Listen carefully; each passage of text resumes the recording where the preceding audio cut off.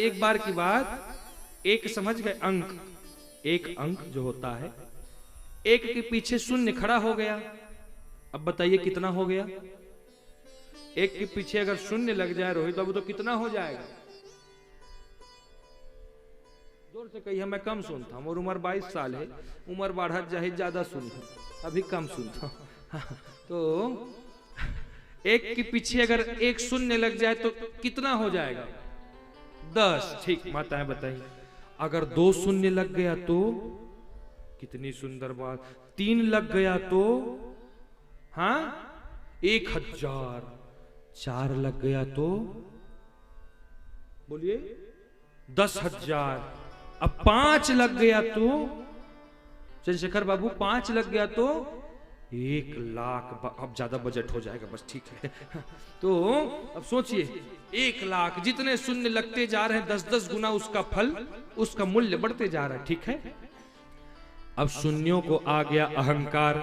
पहलैया शून्य ने दूसरैया शून्य से कहा, देखो मैं सामने खड़ा हूं, कितना तुम लोगों को कितना मूल्य बढ़ा दिया। बीच वाला कहा, अरे तुम क्या मूल्य बढ़ाए हो, मैं बीचों बीच खड़े होकर के दोनों को संभाल करके रखा हूं, दोनों को बांध करके रखा हूं, मूल्य। अंतिम वाले ने कहा, अरे मुझे देखो, मैं आते ही सीधा तुम लोगों को 1,00,000 में बदल दिया। एक शून्य दूसरे से, दूसरे तीसरे से, तीसरे चौथे से, चौथे पांचवे से, सारे शून्य आपस में लड़ने लग गए। वो उसको लड़े, उसको लड़े, उसको लड़े।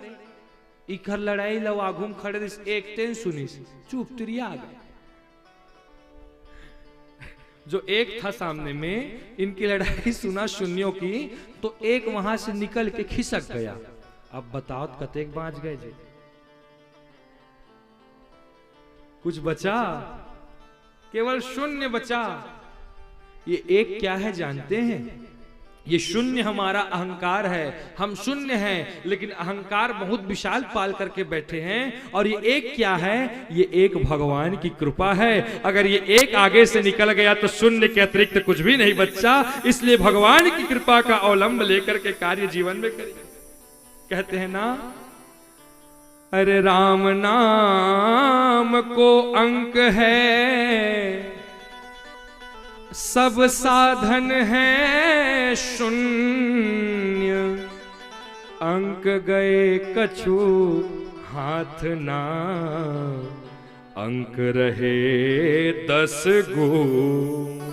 अगर एक सामने में है तो 10 गुना फल है। एक ही निकल के खिसक गया, धरे रहा शून्य। एक क्या है? ये एक भगवान की अनुकंपा, भगवान की कृपा है। इसलिए कोई भी कार्य करिए भगवान की कृपा का अवलंब लेकर के करिए।